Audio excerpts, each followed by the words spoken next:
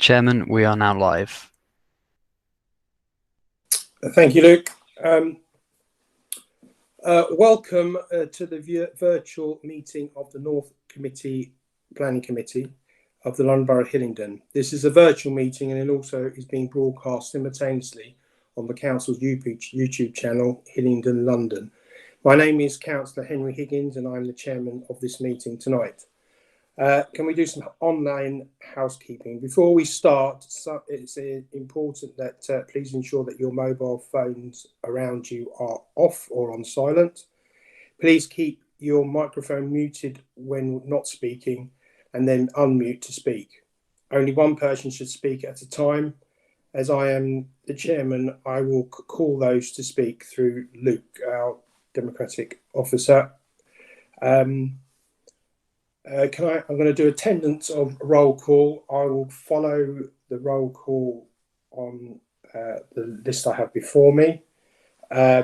Councillors, I will start with you. Councillor Here, Chairman. Councillor Dott. Present, Chairman. Councillor Hagger. Present, Chairman. Councillor Kaufman. Present, Chairman. Councillor Morgan. Present, Chairman. Councillor Oswald. Present, Sir Chairman. Councillor Singh. Present, Chairman. And finally, but not least, Councillor Tuckwell. Present, Mr. Chairman. Okay, we now go to the officers that are at the meeting tonight. If they can please acknowledge that they're here. The planning officer is Zainab. Present, Chairman. The head of planning, James. I'm present, Chairman. Democrats, I know you, Luke, you're there, so I don't really I am. Legal advisor, Glenn. Present, Chairman. And transport, Alan. Present, Chairman. In the terms of technical meeting control, if any councillor leaves the virtual meeting partway through for a period of time, e.g. lost connection, I will continue this meeting unless we are not quorate, and that means if I don't have as many as 3 councillors. Importantly, any councillor who does leave the meeting for a period of time will not be able to vote on the item that is present. Okay, that's clear. Can I have apologies for absence, please, Luke? Yeah, we've had apologies from Councillor Lavery and Councillor Melvin, and Councillors Chapman and Councillor Tuckwell are substituting. Welcome, both of you. Thank you for coming.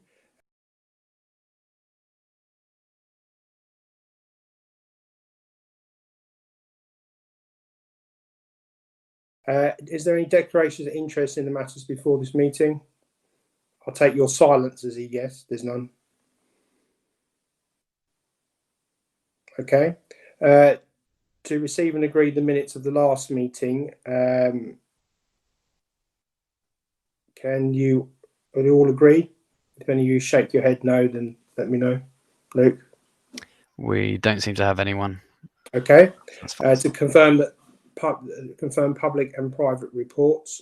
Part 1 public will be recorded live stream, part 2 will not. We'll start off, just to start off, the first application was item 6, which was 32 Midcroft Ruislip, has been withdrawn. Sorry, Chairman, just to confirm, we don't have any urgent matters as well. Sorry, Okay. just to take you back. Okay, sorry. We don't have any back. Okay, fine. Right, so we'll go to the first item, which is item 7, and I'll take 7 and 8 together. Zainab, would you like to give us the report, please? Thank you, Chairman. So I'll just present to you now. So items 7 and 8 will be taken together. I will run through item 7 first of all, and then I'll move on to item 8 and take any questions on both items together. So the applications relate to 18 St Edmonds Avenue in Ruislip. The application site is situated on the western side of St Edmunds Avenue. The application is seeking planning permission for a part 2-storey, part single-storey rear extension with a Juliet balcony. It involves the demolition of the existing extension and the conversion of roof space to habitable use. It includes 2 rear dormers, 2 front dormers, 7 roof lights, and the conversion of the roof form from hip to gable, and alterations to fenestration and hard standing in the front garden with associated works. So if I take members through the presentation, there are no constraints on this site. Here's the site location plan. This is the existing ground floor plan. There's a front garden. There is a shared access and a shared alleyway with number 20 and shared access with number 16. And as you can see, both ends, they taper off to allow access to the existing garage. Here's an existing block plan showing the front. It's a proposed block plan, and this is the proposed ground floor plan. So the proposal includes the creation of this area of hard standing to provide off-street car parking for 3 cars, a rear extension at ground floor level, and reconfiguration of the internal space. And this is the first floor plan with 3 bedrooms. The windows are proposed to be obscure glazed to the side. This is the existing roof plan, which is hipped, and this is the proposed roof plan with the 7 roof lights and the dormers shown here. Here's an existing section of the existing house, and this is a proposed section of the house. Existing side elevations and proposed side elevations. This is the existing front and rear elevation, and this is the proposed rear elevation. So just to show you again, making note of this hipped roof form, which will extend out. The red line here shows the extent of the existing roof form, and these areas are the additions with the new Juliet balcony and the extended part here. Here's a bird's eye view of the site, and I'll move on to item 8. So item 8, it's similar to item 7, but there's a slight variation which I will go through in a moment. So this item 8 relates to 2021-404, and it seeks planning permission for a single-story rear extension involving the demolition of the existing rear extension, conversion of the roof space to habitable use. It includes 1 rear dormer, 2 front dormers, 3 roof lights, and the conversion of roof form from hip to gable end, with alterations to fenestration, rebuilding of the existing garage, and new hard standing to provide off-street car parking with associated works. So if I take members through this plan, again, this shows the proposed block plan. Again, very similar to the proposal under 1398. It includes an area of hard standing to provide car parking, and this is the proposed rear extension, and this is where the new garage will be built. So this is the existing ground floor plan,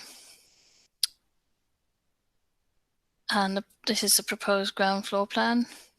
So there's the internal reconfiguration of the space. Here is the extended element, and this is the garage that will be built. Currently the site tapers off, but this is going to go straight out. And this is the proposed floor plan with the rear dormer and the front dormers, and then the hip to gable shown. So this is the existing roof plan, and this is the proposed roof plan under 1404. Existing sections, the front elevation and the rear elevation as it is at the moment, and the proposed rear elevation showing There's the front elevation showing the 2 front dormers, the change in roof form. There are red dotted lines showing the line of the existing hip, and the rear elevation with the dormer and the extension. So this is existing side elevations and the proposed side elevation. So there's a red line showing the extent of the existing house. Again, like the 1398 application, the first floor window is proposed to be obscure glaze, where it backs on to number 16 and number 20. These are proposed sections and a bird's eye view. And just to show members photographs, this is the house as it was. This is the existing rear elevation, a photograph. The garden. This is showing the extent of the neighbour's extension, which is a small dormer and a rear extension, single story. This is looking out at number 20, and it shows the windows are obscurely glazed. And this is a view from the neighbouring property at number 16 towards the application site. This comprises a bedroom window, and this photograph shows the relationship between this bedroom window and the neighbouring property. And this is a bird's eye view of the window there. So the proposal, on both applications, the proposed roof profile should match that of the existing, and this is not possible due to the size of the proposed extension on both applications. They're considered to be contrived, and in combination they will fail to be subordinate. So it's not just that there is a hip to gable extension, but it also incorporates a series of dormers. So as a whole, the proposal is considered to be insubordinate and not compliant with our local plan policies. There is an addendum item. There is an addendum with both items, and we received an objection from the neighbouring resident who noted the plan as submitted is not accurately reflecting the neighbouring property. This bedroom window would be affected, and there could be some loss of skylight, and there could be some overlooking concerns. So those were flagged following the publication of this report. Officers have reviewed the side windows both at number 16 and number 20, and officers consider that the side window at number 16 would be affected because of the proposed hip to gable extension. As such, on both applications, there is an additional reason for refusal because of the proximity of the boundary wall to the window here. There could be a genuine reduction in the light received, and it would be overbearing and visually intrusive. So for the reasons set out in the officer's report and the addendum, the recommendation is for refusal. And before I move on, I'll just show you. So this is the front garden here. And the last point on the addendum is that the applicant, although it forms part of their proposal, has gone ahead and installed this drop curb arrangement. It's understood that this is a non-adopted road, so the applicant has gone ahead and installed. Nevertheless, there is an impact on the street scene, and this is covered in the first reason for refusal. So for the reasons outlined in the officer's report, this application, or both applications on item 7 and 8, are recommended for refusal. I'm happy to take any questions. Thank you, Chair. Thank you, Tony. This is the only petition tonight, and I will ask Luke if you can firstly the petitioners and the agent, and also then the ward councillor, please. Yep, no problem. So we've received a petition on both items 7 and 8, but the petitioner submitted their representations together. So what I'm about to read refers to both 7 and 8.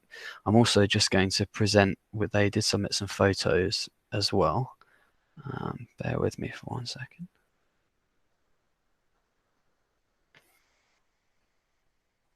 So there will be some photos in a moment, and you were also given access to a video that the petitioner submitted. So I'll just read out what their representation states. It says, "I am the lead petitioner against the 2 planning applications submitted for 18 St Edmonds Avenue. Both petitions have now been signed by 42 residents who feel the proposed development is too large and should be scaled down to reflect the size and design of other more modestly extended bungalows on the street. St Edmunds Avenue is an exceedingly quiet road characterised by single-storey bungalows. While the outlook to the road and its rear gardens is wide and open, the properties in this section of the avenue sit in close proximity side by side. The unobtrusive development of some bungalows in St Edmunds Avenue have without exception been limited to single-storey ground floor extensions, with the addition of small dormers in the original hipped roof space in some instances. The proposed huge gable end roof conversion for Plan 1404, which is item 8, would be vastly oversized, completely out of character with surrounding properties and visually intrusive. It would block light to the kitchen window at number 20 and a bedroom window at number 16. The 2-storey design of the application 1398, which is item 7, would, as the planner's report states, look really odd and overly dominant in the wider area. It would also block light to the neighbouring property's bedroom and kitchen as described above. Both designs fail to be subordinate to the original property, and the effect of bulk and scale would be detrimental to the neighbourhood and street scene in general."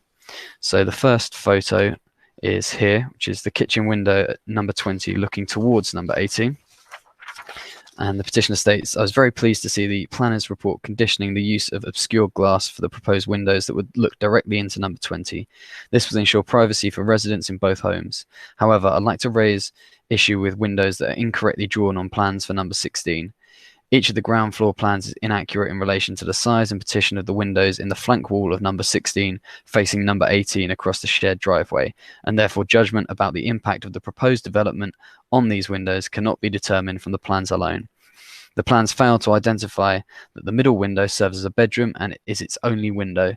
The proposed conversion of the roof from pitched to gabled in application 1398, which is item 7, will have a self-evident detrimental impact on the daylight and skylight reaching this bedroom, and the detriment will be greater with the extended gable wall in item 8, in the application in item 8. The next photo is the downstairs bedroom window of 16 towards number 18. And it states, "The proximity of the proposed development to the bedroom and shower room / WC on the first floor will be overbearing and impact access to skylight and views. The first floor window in the plans is the wrong design for a window that opens only at 1.7 meters above floor level."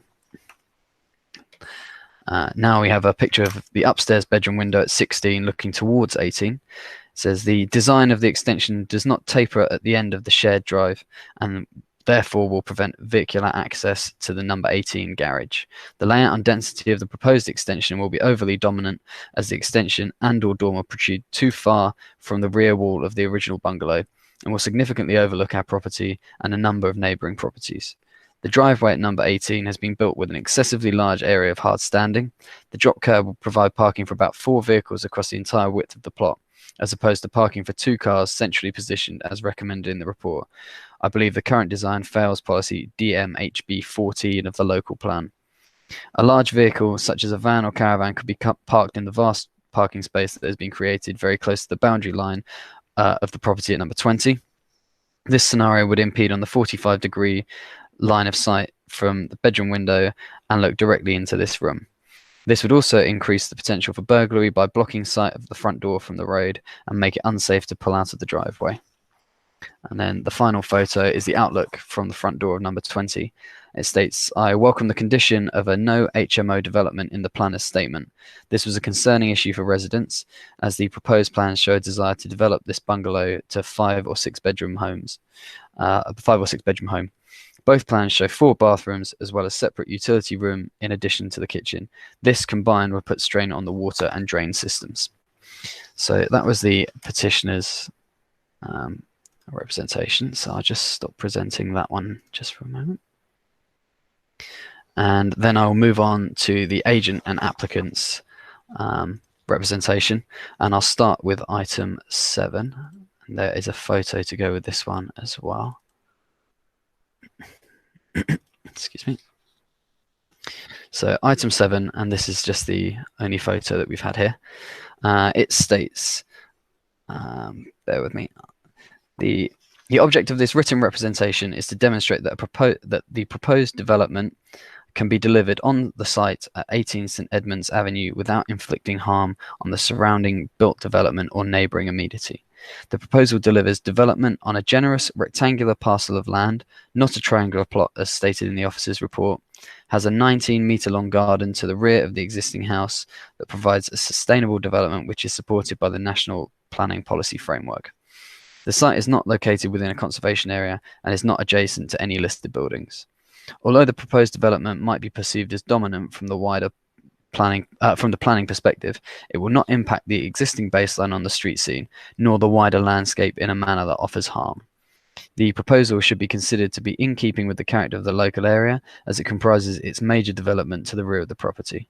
The front elevation alterations will include conversion of the roof from hip to gable end and 2 modest dormer windows, which are characteristic to the neighbouring area. The design of the proposal has taken into consideration the design of the range of architectural styles along St Edmunds Avenue, as well as the immediate neighbourhood to deliver a redeveloped property which is similar in scale when compared to the immediate residential properties. Submitted design and access statement also clearly lists the neighbouring redevelopments of a similar nature, especially the precedent set by the Householder Planning Permission Application Reference 19913 APP 2011-25 at 23 Keswick Gardens, Ruislip, which was originally refused, although later allowed under appeal. Surprisingly, the officer's report has not referred to the adjacent property's planning history in the context of the proposal, which would have helped understand the reasoning behind the design, especially that the referred case is directly opposite the application site and is visible from the applicant's garden, and you can see from the photo that has been provided. Furthermore, as stated in the officer's report, the proposal would not compromise the 45-degree line of sight from first floor windows of the adjacent property. And given the degree of separation from adjacent neighbours, it is not considered that the proposal would harm the residential amenities of the occupiers of the adjoining dwellings. As such, the scale of the proposed redeveloped property will not impact any harm on the neighbouring amenity of the existing properties number 16 and 20. Also, the distance to the rear windows of properties 21 and 23 Keswick Gardens is more than 21 metres to minimise any overbearing or overlooking impacts. The outdoor amenity retained for the garden equates to 175 square metres. This is equal to 70% of the existing outdoor amenity. These dimensions meet guidelines as prescribed by local policy. Landscaping will be introduced on the site to provide boundary treatments between the neighbours and to provide privacy, as well as soft landscaping to the front of the property to satisfy local requirements. The proposal makes full and efficient use of its sustainable location and provides a 5-bed dwelling within the district housing supply in accordance with the MPPF policy to ensure an efficient use of land where possible. It's considered that good design is reflected in the proposed layout of the development site. The design has taken into consideration existing elements of the site, including already established access, boundaries, building line of adjoining neighbours. The proposed rear extension will be no higher than existing house ridge lines as shown on the submitted section and elevation drawings, and will be contained within the reasonable footprint. The front character and appearance of the host property has not significantly been affected due to a high-quality implementation of development that has protected the predominant scale, massing and form relationship of the dwelling with its immediate street scene, and as such the character and appearance of said street scene is unaffected by the proposal. It's respectfully requested, therefore, the application is supported and planning permission granted. So that was for number 7. Now moving on to number 8, it states, the object of this is to demonstrate that a proposed development can be erected on site without impacting the built landscape as set within a sustainable location within walking distance of local amenities. In this regard, the proposal sits within an appropriately tiered locality of significant redeveloped properties within St Edmunds Avenue.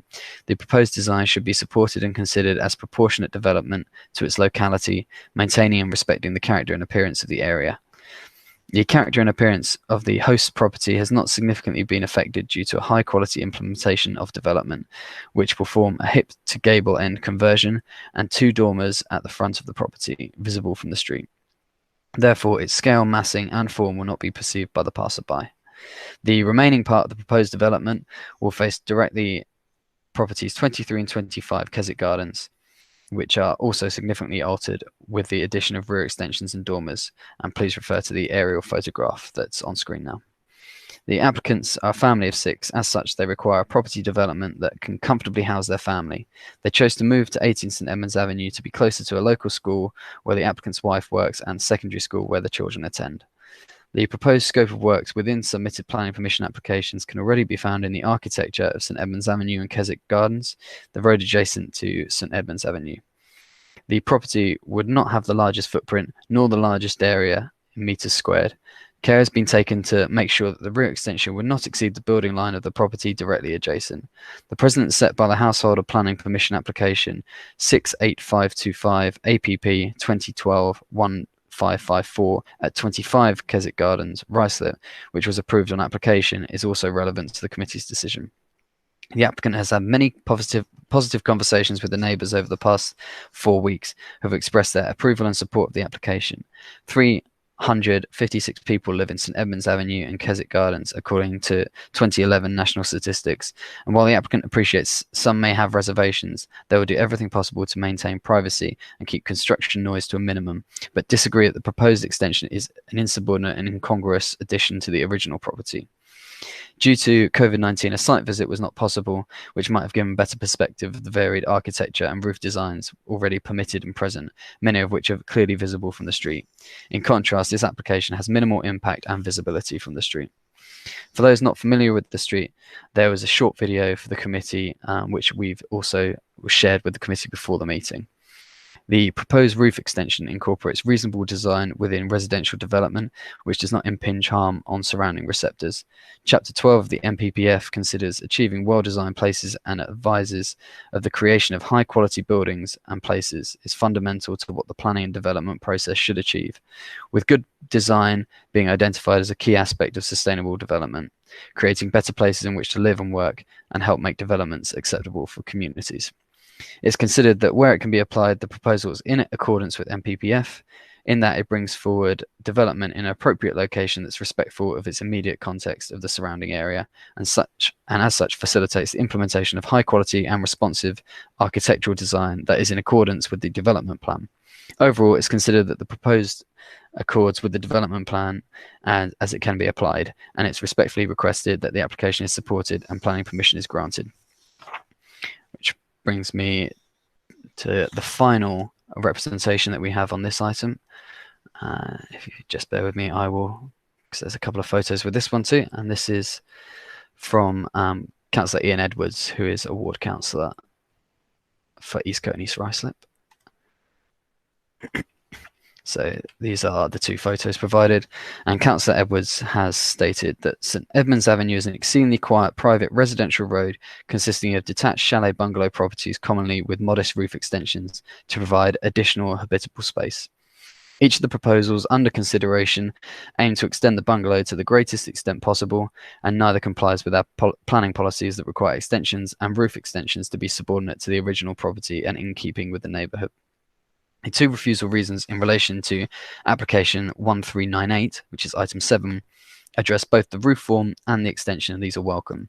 However, the omission of a second refusal in application 1404, item 8, suggests that the greatly extended flank walls requiring an expansive flat roof are acceptable to the council, which is a concern for residents should this set precedents.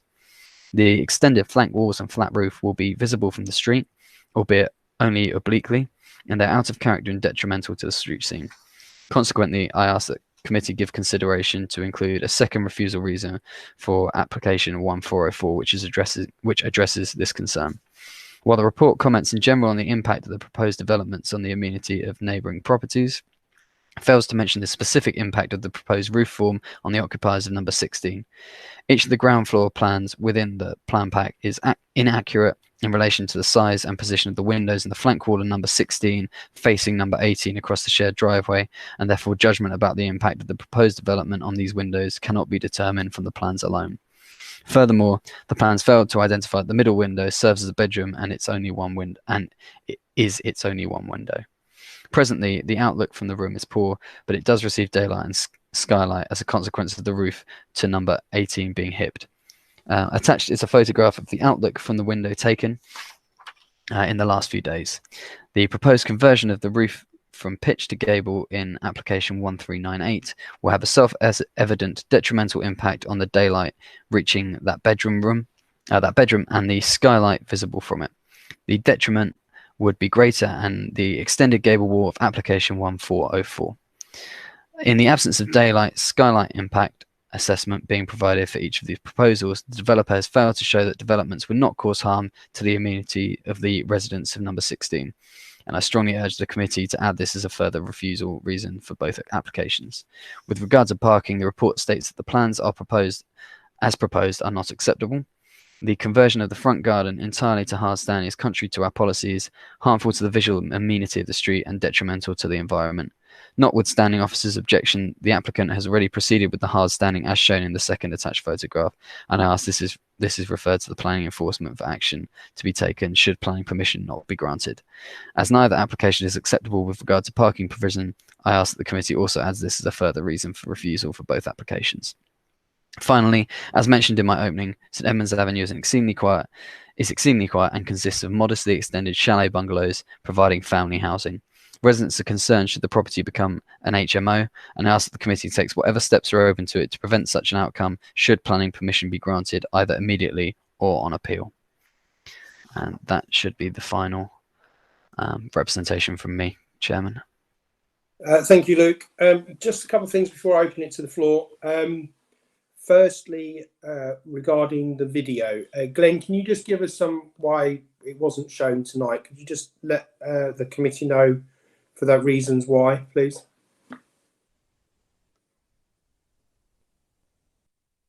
Yes, Chairman, thank you. There were two videos submitted, one on behalf of the applicant, one on behalf of the petitioner. The applicant's video contained a video of, if you like, the street scene of neighbouring properties. That included car registration numbers of vehicles that were identifiable. The Information Commissioner has ruled that car registration numbers constitute personal data. Therefore, the council could only broadcast those with the permission of the car owners themselves. Obviously, we didn't have that permission.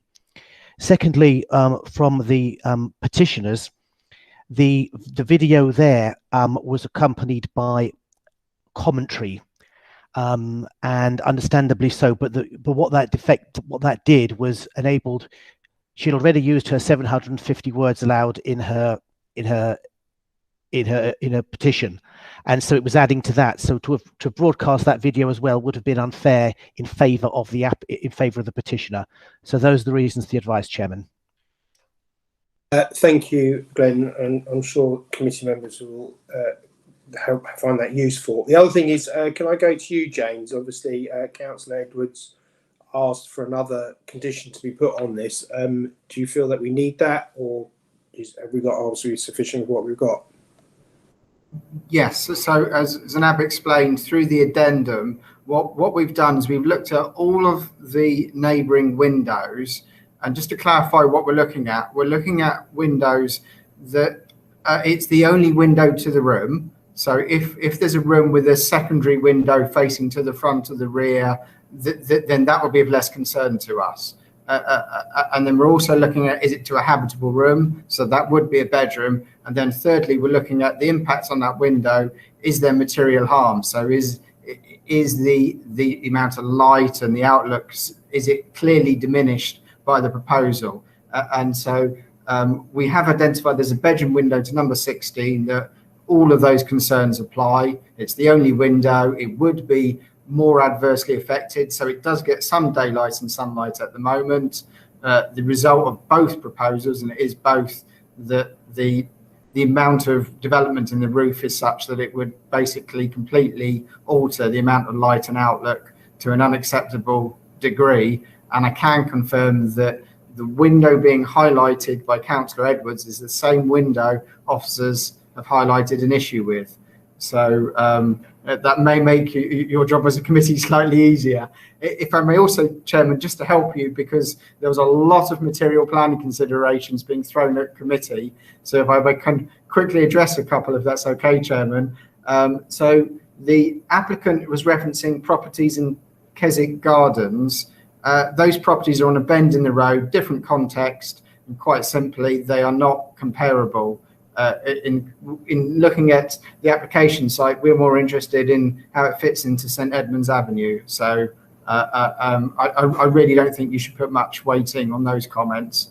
And I think the report makes clear that it's the scale of these proposals, both of them, is causing concern. The final issue being raised is the drive, the amount of hard standing to the driveway.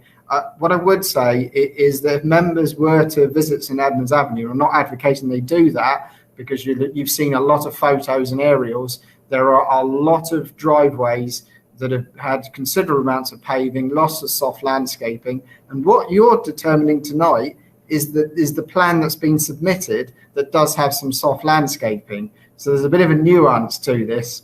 It's easy to get distracted by what you're seeing in the photos, but you're actually dealing with the plans before you. And the plan in the plan pack, yes, it's quite a lot of hard standing, but it's, to be honest, no more than some of the other dwellings done in the street scene. And also what I would say is that the proposed plan does propose that drainage is put in so it's permeable, and that's obviously important. Thank you, Chairman. Thank you, James. As one of those photos showed, that the neighbour has total hard standing on their property as well. So anyway, I will open it to the floor now. Luke, can you tell me? I can see Councillor Oswell. Councillor Oswell, please. And then. Yes, thank you very much, Chairman, and thank you for the presentation. That was quite lengthy, wasn't it? But it's 2 applications. I read through these I read through them all on Friday, but I had a look again this morning just to remind myself about what I read on Friday when I received the reports. And I understand the reasons for not showing the video, because I read what was on the system earlier and the reasons why about the vehicle registrations, and that's absolutely correct. So I'm happy with that. Is it out of character? Yes, I think it is. Looking at the plans again this morning, that was one of the first things that I thought. I don't think either of the applications are compliant with our safe policies. And as I've already said, I think it's out of character anyway. And I'd be quite happy, Chairman, to move the officer's recommendations with the 2 further recommendations for refusal, although I believe one of them was from Councillor Edwards, and that's already been covered in the report. So I'll move the officer's recommendation, Chairman. Thank you. So, sorry, Chairman, if I may butt in, and it is, I hope you don't mind me doing this. It's the Part 2 local plan. We've moved on from safe policies, but I concur with the councillor that it is contrary to Part 2 policies. Okay. Obviously, this application is up for both of them are up for refusal. Can I take John for both of those, please, as a proposer? Sorry, Chairman. Yeah, I should have done that. Yeah, I'll move both of them for officer's recommendation. And I apologise for Hillingdon's safe policies, but I'm afraid I've been doing it for so many years, it's going to be hard to get that out of my head. You and me alike, I'm afraid. Luke, who's the next? Chairman, I have Councillors Morgan, Councillor Tuckwell and Councillor Singh. Okay, Councillor Morgan, please. Thank you very much, Mr. Chairman. Let's be honest, this extension and proposed development is totally out of character with the rest of the area. I'm glad that we've picked up that number 16's bedroom will lose significant amounts of light and that we've now put that as a reason for refusal. And as Councillor Oswald has already proposed, I will second both items to refuse this. Thank you very much, Councillor Morgan. Councillor Tuckwell, please. If you Thank you, Mr. Chairman. Nothing really I can add further to what my two other councillors have said here, but for me, the key word here is modest. There is some modest extensions elsewhere in the street, as we saw from the area photographs. In my view, both of these applications are way beyond the term modest.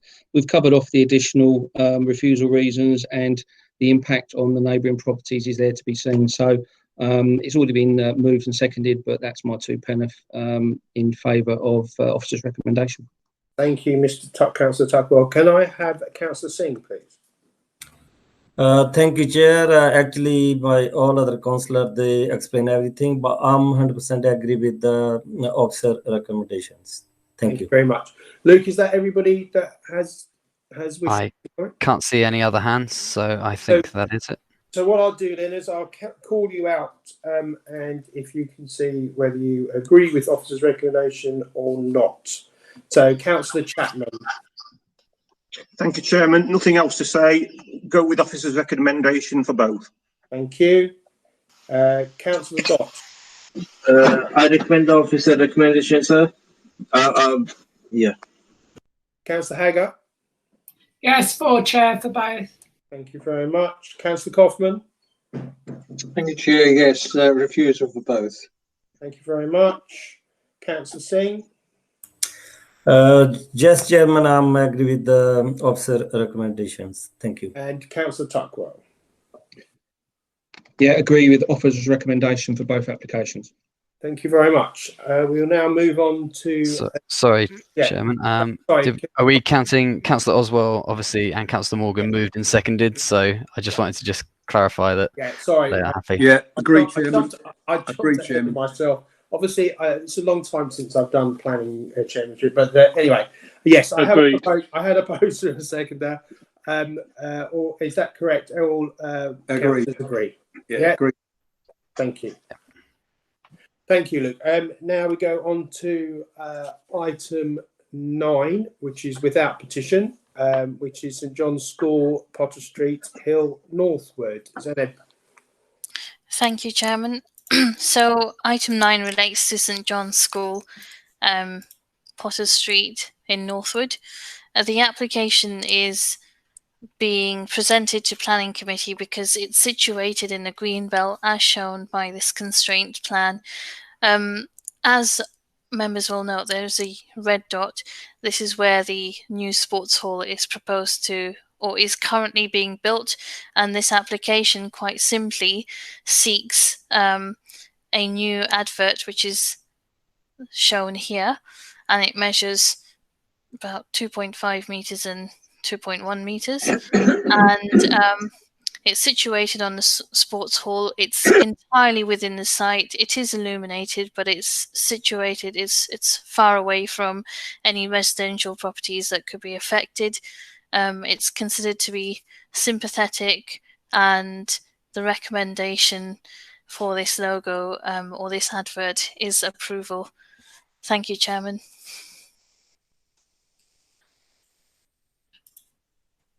Thank you, Zenib.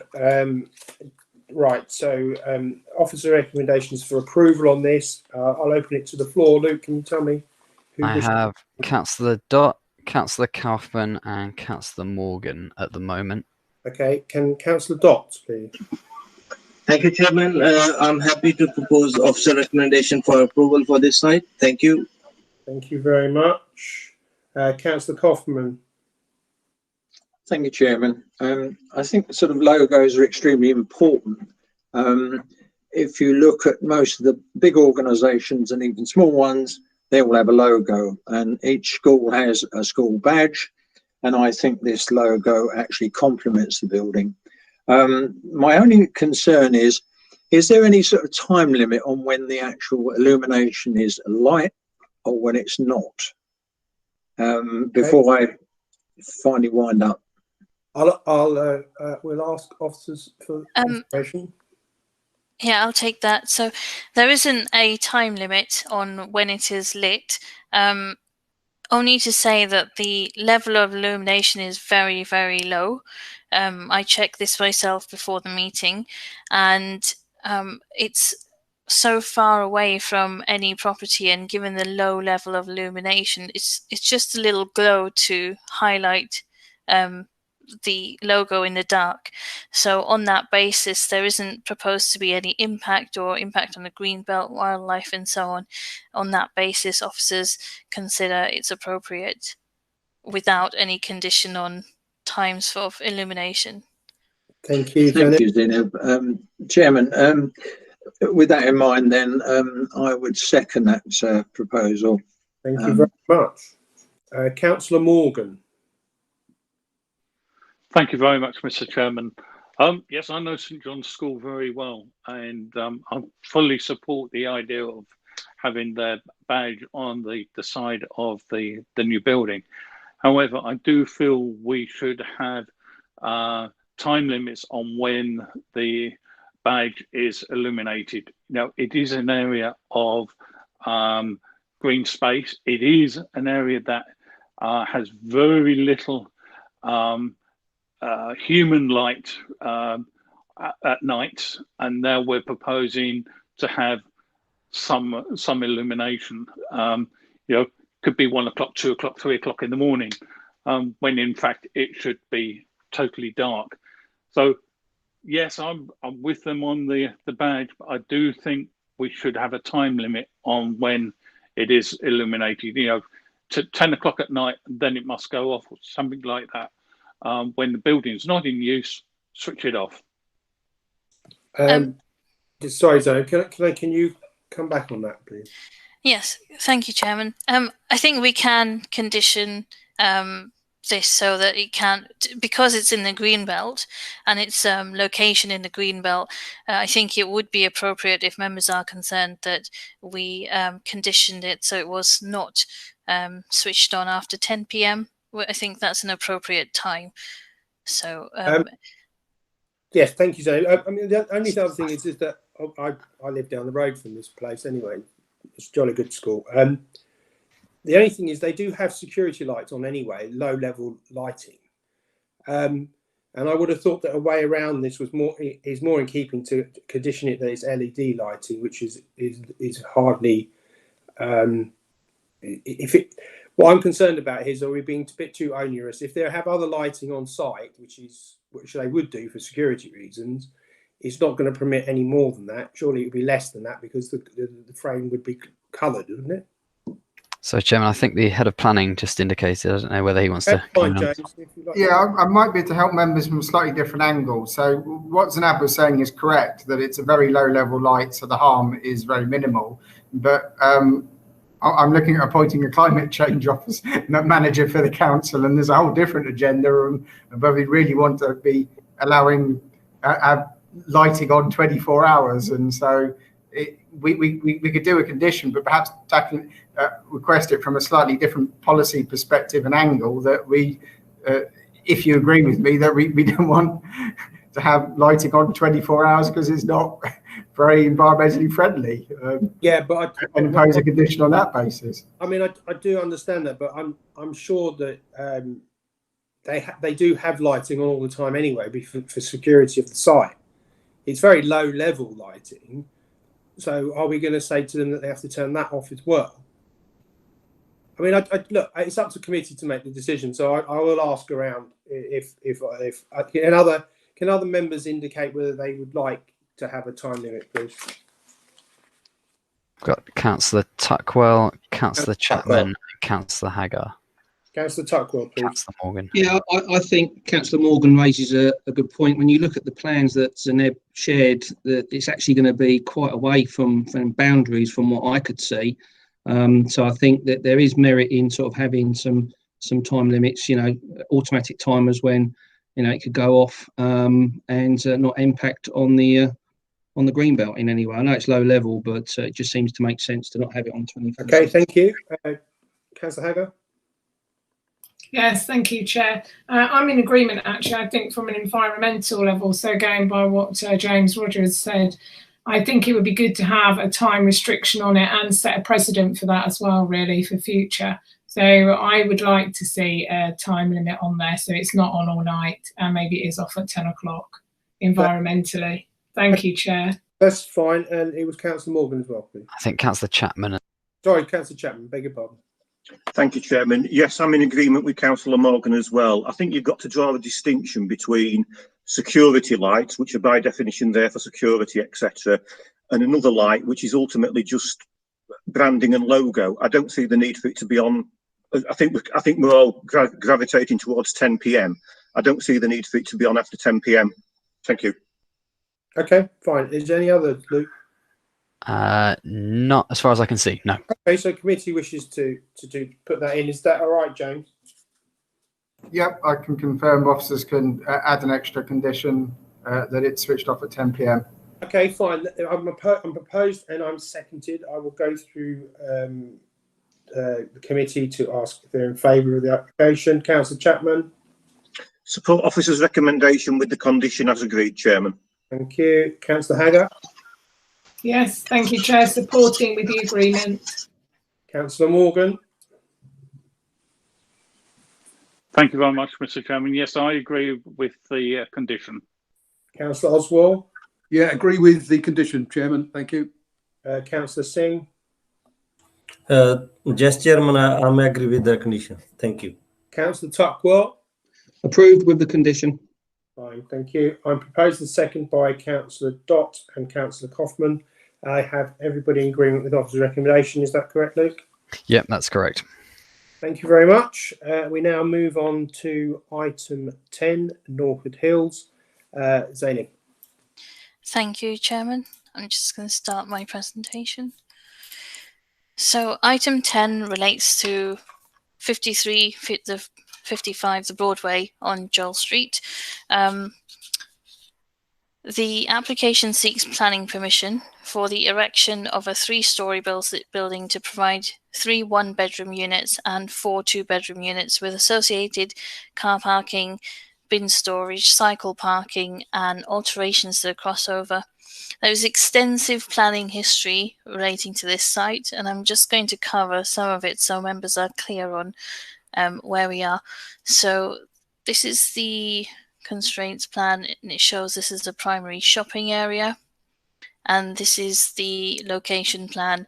So we have 50 feet to 55 the Broadway fronting Joel Street, and then to the back is Ferndown, and there is this area here which was formerly used as car parking for the offices. So this building was previously a pub with offices above. In 2015, in December 2015, prior approval was granted for the conversion of the upper floors to flats.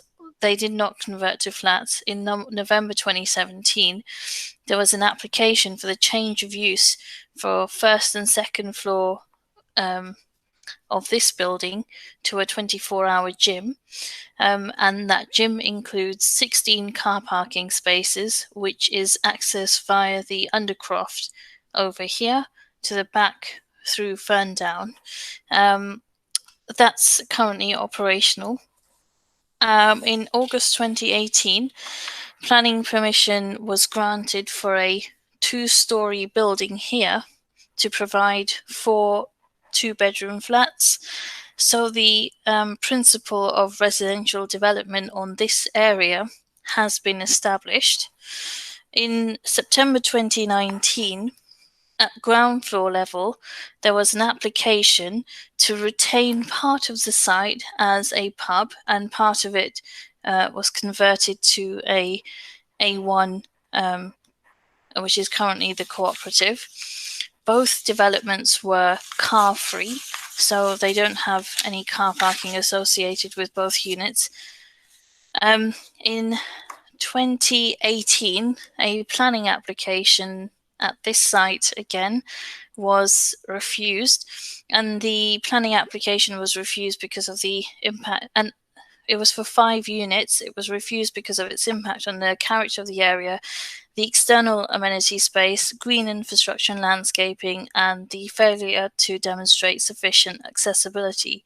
This went to appeal, and the appeal was dismissed in February 2020.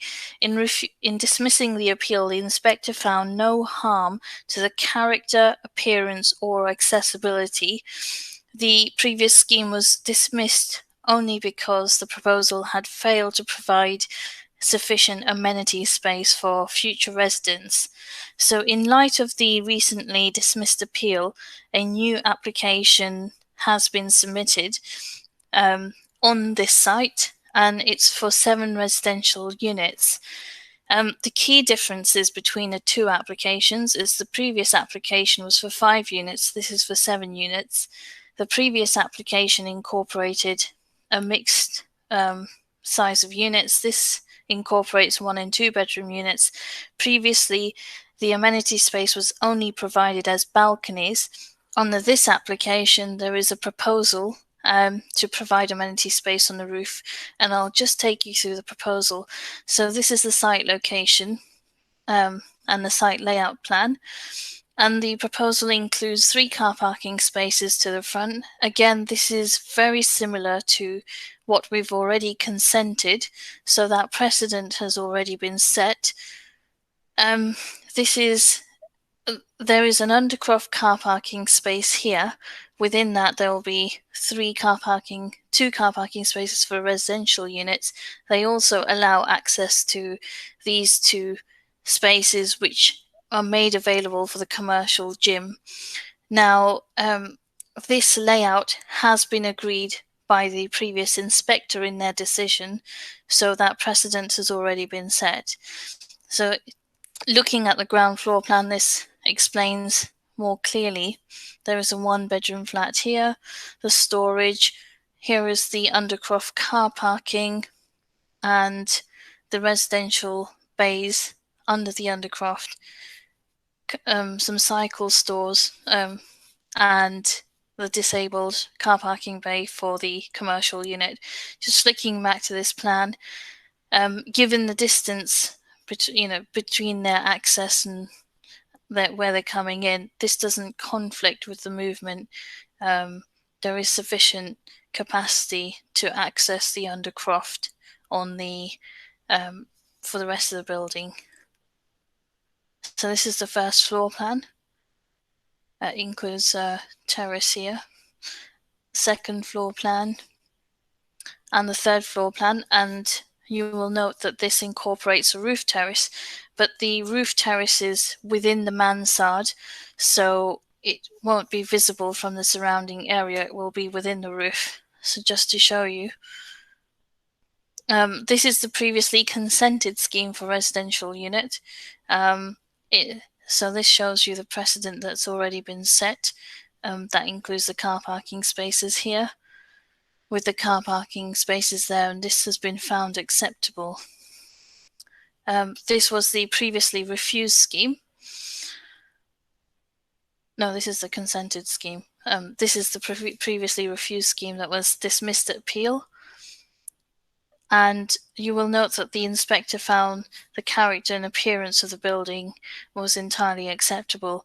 So this is the proposal. It follows the previously refused scheme in terms of its pattern and its character and appearance. The key difference being this proposal now includes a lift, and the amenity space is concealed behind the roof form here. This is the side elevation, the rear and the side elevation, and a section showing how this amenity space would work. So there is a 1.1 meter parapet, and the space would be contained within this area. So this is a street scene and a bird's eye view of the site, and some photographs showing the area as it is at the moment. This is a servicing area for the co-op, and then access to the car parking is situated besides the servicing area for the co-op. So this is another view. So you can see the access. Being built here would not conflict with this access. That crossover is retained. Another view of the car park for the gym. View looking down Ferndown. And you will note that it's quite common to have car parking in front of the houses. This is looking the other way across Ferndown towards the back of Joel Street. And then this is the front along Joel Street. And this is the entrance to the gym. I'd just like to note that in terms of servicing and delivery for the pub, we have had a servicing and delivery plan that has already been agreed by condition. And what it states is that the servicing for the pub is very specific. It's taken from Joel Street between the hours of 9 a.m. and 12 p.m. on Tuesdays and Thursdays. And the highways officer has considered this and it's considered acceptable. So the proposal addresses the reasons for refusal and the previously dismissed appeal. Sufficient amenity space is being provided here. It doesn't conflict with any highways movements. Servicing and delivery will continue to work for the co-op and the pub, and it won't conflict with the gym use or the car parking for the gym either. So on that basis, for the reasons set out in the officer's report, the application is recommended for approval, subject to condition and section 106. I'm happy to take any questions. Thank you, Chair. Thank you, Zainab. Luke, I believe we have a ward councillor comment, please. We do. We've had a representation from Councillor Duncan Flynn, who stated that I make this statement in my capacity as a Northwood Hills ward councillor. I have several concerns about the application. Firstly, as the officer's report makes clear, this application does not comply with Hillingdon's parking standards, with only 5 parking spaces being offered for 7 residential units. It's therefore highly likely that those living in the flats will attempt to park on surrounding roads such as Ferndown and Briarwood Drive, which are already congested, and this will cause further inconvenience to both residents and business owners on Joel Street. Secondly, this site is very compact and it's essentially a pub car park and surrounded by buildings and a railway line. The proposed density of a 3-storey building will dwarf the surrounding residential streets, especially in Ferndown, which is a road of 2-storey, largely semi-detached interwar houses, some of which will be overlooked by this development. Furthermore, this cramped site will have minimal outside garden space. In my opinion, the application represents overdevelopment of an already constrained site. Thirdly, in my opinion, the design of the building does nothing to enhance the character of the local street scene and is an example of unattractive and poor quality development. For these 3 reasons, I would encourage councillors to refuse this application. Okay, thank you, Luke. Glenn, can I get you in here on the legal side of this? Because obviously we have an application that was overturned. So can you give some light to councillors on what the implications are, please? I'm sorry, Chairman, I didn't catch everything you said there. So James, I think the head of planning is just indicating here. 1 second.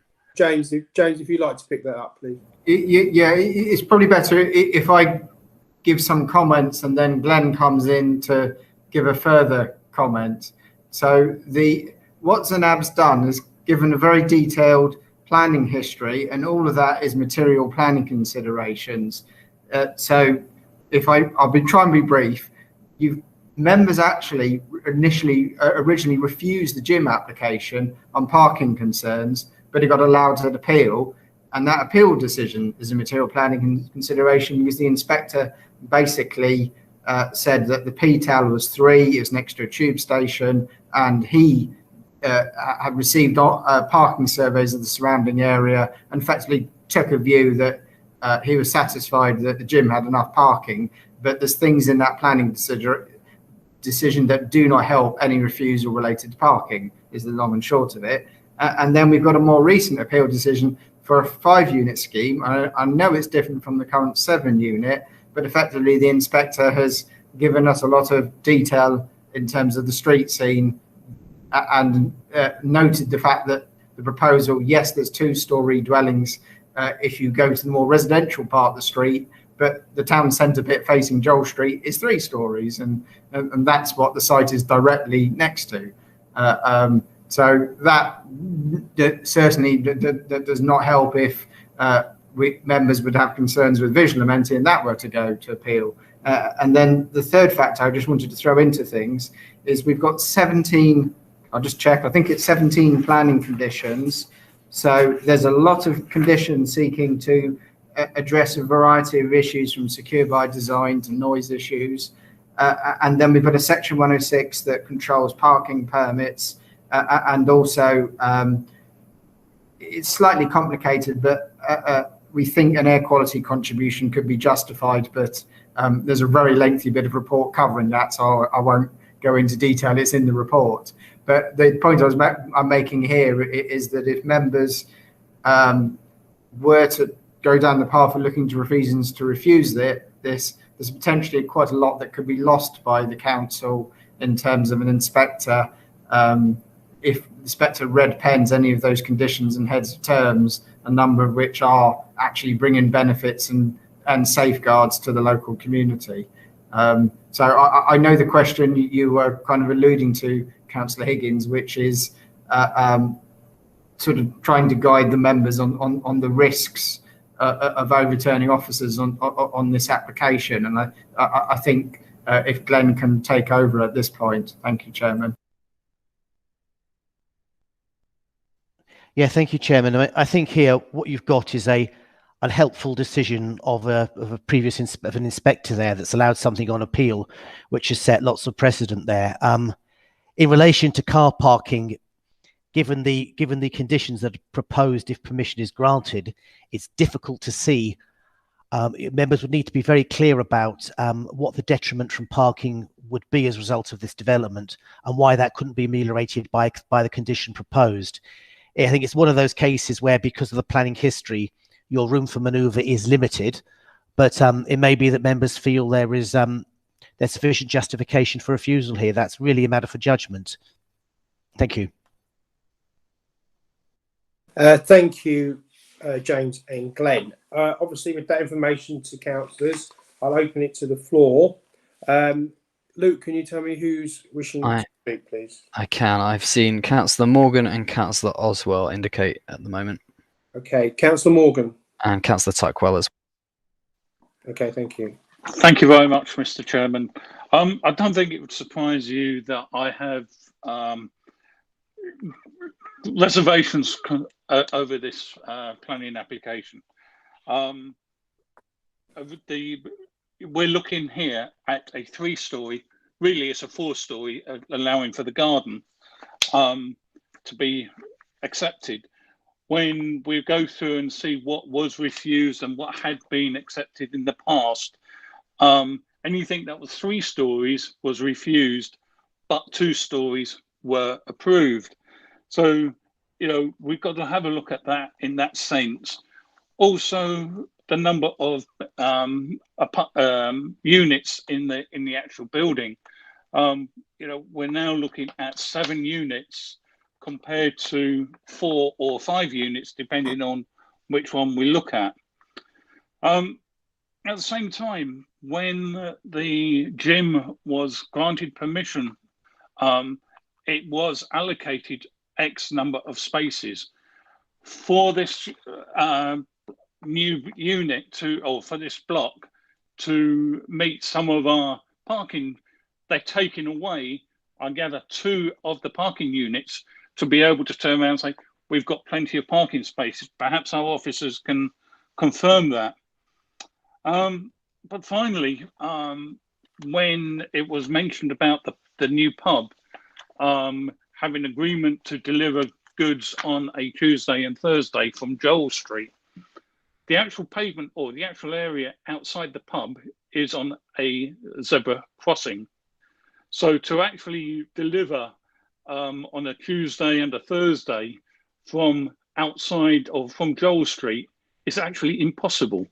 So he is possibly having the stock delivered from the back. Again, let's look at this logically. We're asking a pub that actually only opened 2 days before the lockdown. So he hasn't actually had a true test of, can this work on a Tuesday and Thursday?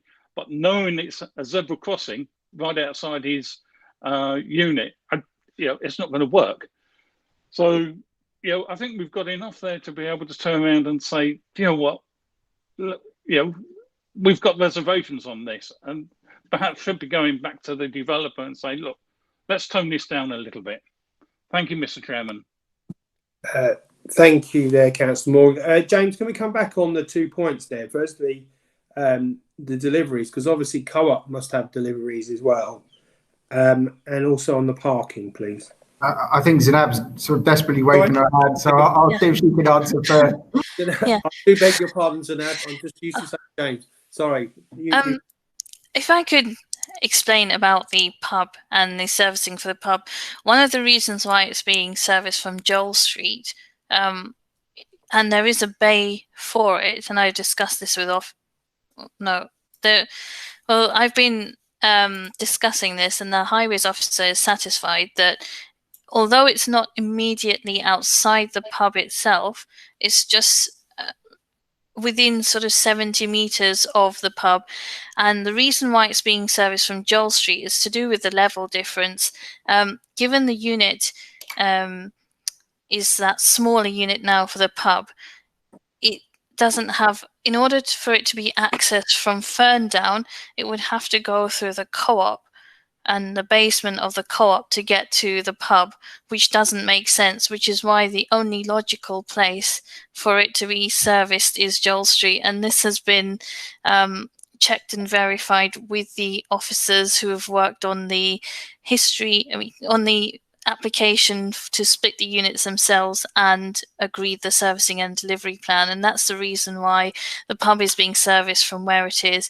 And the deliveries for the Co-op do come down Ferndown, and as will have seen from the photographs, they've allocated a bay that's exclusively for the Co-op, and it's got their branding on it. So that works for the Co-op, and that is functioning well as it is. Highways officers have looked at this, and we have asked this question. Officers have looked at this very carefully, and the servicing arrangements do work. So that's the response. I know Councillor shaking his head, but that's. Don't worry about Councillor Morgan shaking his head. He'll have his right to reply to you anyway. The thing is that I know what you're talking about. There's a loading bay which is outside. I think it's the shoe repair place, which is further down near the post office. It does mean that he will have to cross Rydell. Domino's. No, it's not Domino's. You're going the wrong way. It's further up. It's up to after you go up past the bus stop, and there's a loading bay for the whole area there. So you'd have to come down there past the station and deliver. That's where I think you're saying the 70 meters is. Is that correct? Yeah, it is outside Domino's. Oh, it is it? I thought that was a parking space. There's a parking space. There's no loading bay outside Domino's, is there? The first one's a loading bay, but it's small. It wouldn't take a truck. Yeah, it's meant for small vans. And they'd have to reverse that in. That is a bit of a concern. But highways, Alan, could you verify that is feasible to be completed? Yes, thank you, Chairman. They would have to service the public house anywhere where it is safe and legal to do so. Otherwise, they would get a parking ticket. So we would require them to service the public house from the delivery bay by Domino's, albeit 70 metres away. Okay, thank you. I will come back to you, Councillor Morgan, in a minute. Let me just get Councillor Oswald in, please. Yeah, thank you very much, Chairman. I think we need to be a little bit careful here if we're going to move to refuse this, because some of this, as Zainab has already said, has already been approved. So we're part stymied here on this. If we want to refuse it, I don't particularly want to refuse this, and I don't think I'm going to support refusal. Okay. As far as the parking spaces are concerned, sorry, Chairman, as far as the parking spaces are concerned, the PTAL rating is actually quite good because of what's there. I mean, we all know, well, you know better than I do what's there. But we've approved other applications like this in town centres with no parking simply because of the PTAL rating. So because of what's gone before, and I know we've had this application before us before, I remember it quite well, basically because of the pub. But I mean, I don't have any reservations with this really, and no, I'm not going to support refusal. That's absolutely for sure. And I think we need to be very, very careful what we do, Chairman. Thank you. I thank you very much for your comments, Councillor. Well, I have to be careful now because usually I'm quite, forthright about what I think, but obviously sitting in this chair, I have to sort of calm myself down. So I have to be careful that I'm not going to steer you in any way. Councillor Tuckwell. Yeah, thank you, Mr. Chairman. A couple of points really, but just to echo what's been said by Councillor Oswald there, a couple of words I've written down here. We're hamstrung by the appeal, I believe, and I think it was Glenn that mentioned we have got very little room to manoeuvre. So that's one point I wanted to make. A couple of other points really to questions, I guess. Overlooking, I mean, it's quite an innovative roof garden design. How confident are officers that we're not going to have an overlooking problem for the road, the rear, or is it Ferndown or Ferndale? That's one point. The second point, and it is in relation to parking, I couldn't see anywhere in the report that we've actually conditioned or suggested electric parking points should we go down that route. So 3 points. One is we're hamstrung by the appeal in my view. Overlooking, are we confident that there isn't going to be an overlooking issue and electric charging points? I like the electric charging points, and I'm sure that Councillor Morgan, I'll give Councillor Morgan to come back on that, and he might invite the bike parking as well. Councillor Morgan. Thank you very much, Mr. Chairman. It's obviously going to be passed, but yes, I do think we've got to have electrical charging points.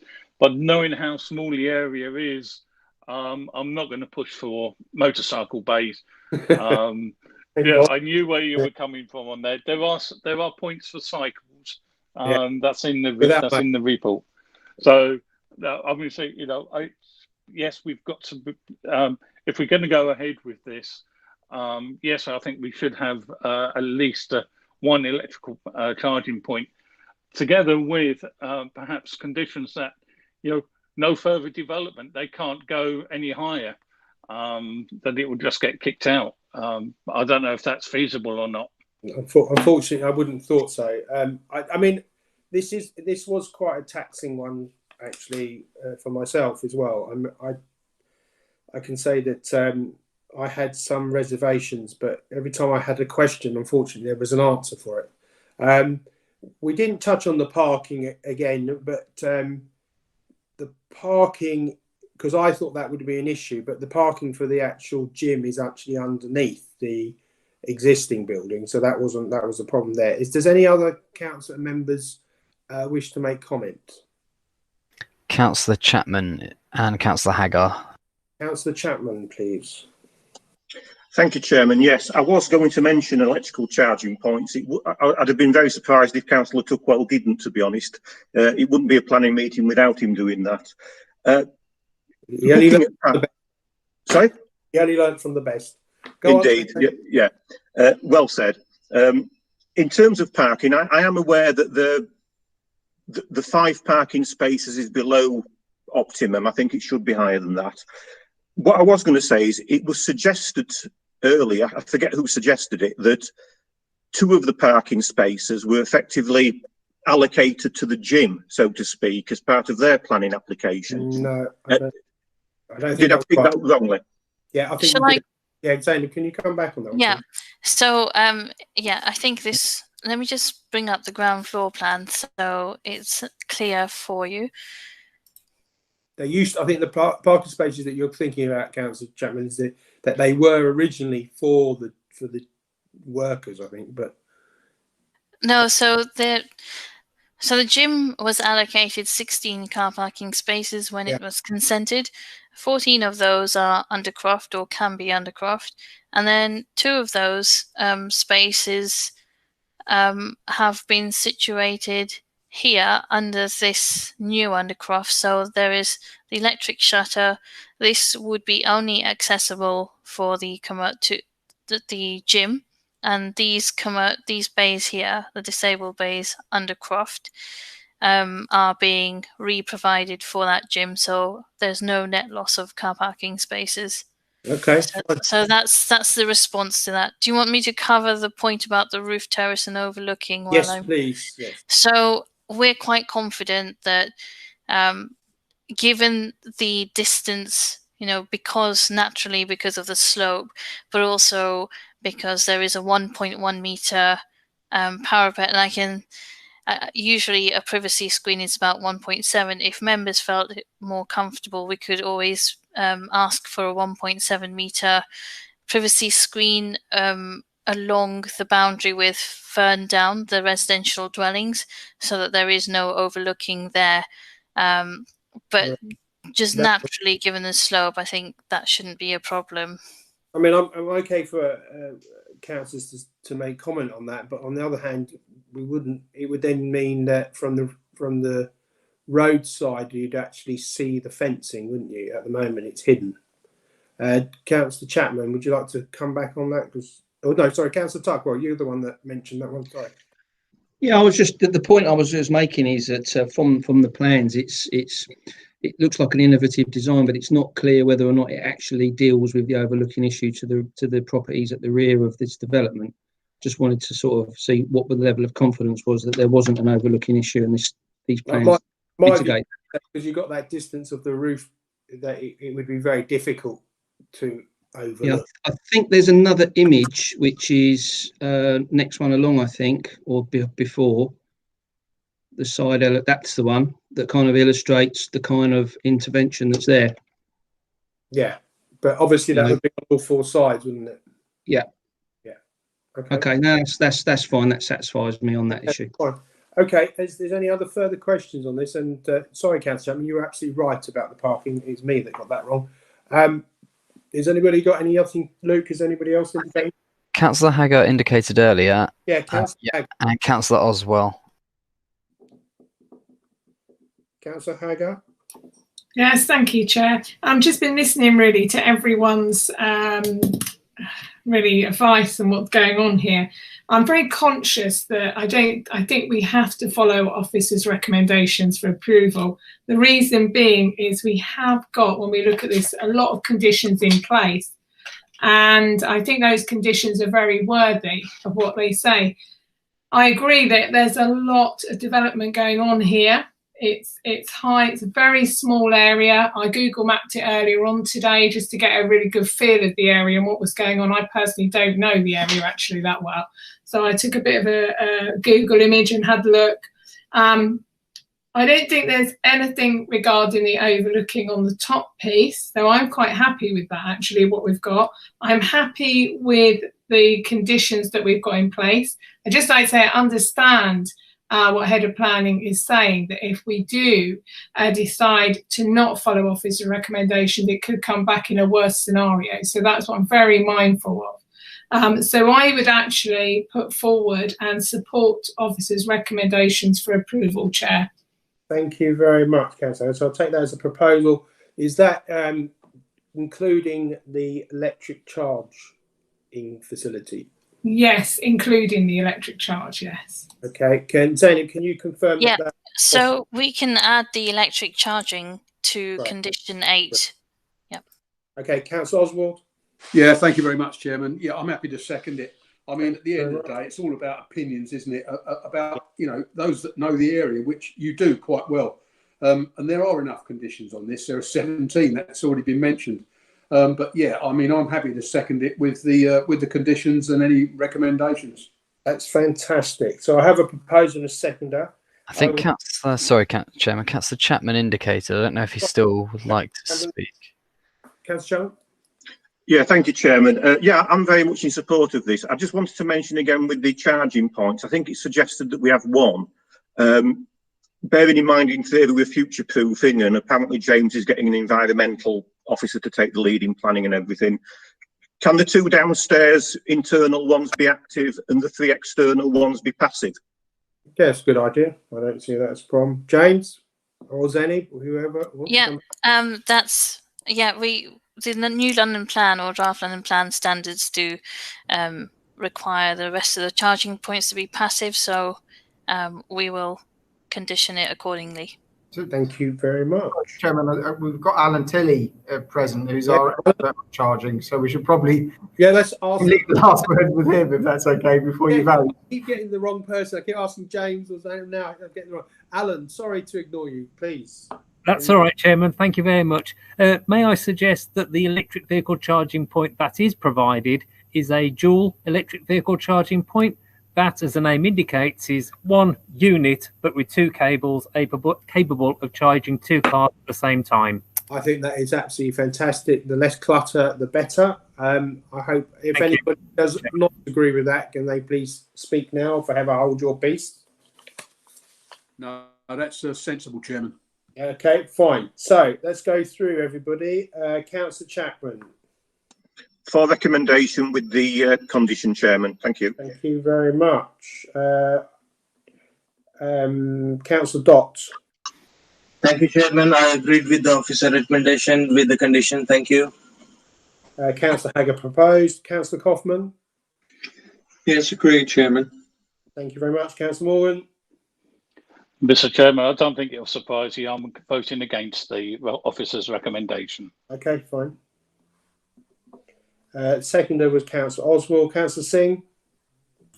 Yes, I agree with the officers, Mr. Chairman. Thank you. Thank you very much. Councillor Tuckwell. For officers' recommendation with the amended condition. Thank you very much. Luke, I have obviously 1, 2, 3, 4, 5, 6, 7 for, and 1 against. Proposer was Councillor Hagger and seconder was Councillor Oswald. Do you agree? I have the same, yes. Thank you very much. We will now move to part 2. I think we just have the quarterly report. Just very quickly tonight. It's a noting report for the 106. Does anybody have any comments on this one? Noted, Chairman. Would you like to propose that? It's noting, isn't it? So we don't have to. Yeah, I will. Noted. If you want. Yeah, noted. Is everybody agreeing, please? Yeah, it looks like everyone is agreeing. Okay, Chairman, if you're happy, I will now break the feed before we move to part 2. So, thank you very much. Thank you. Could everyone just mute just for a few seconds, and then we'll come back in part 2 when the stream's ended.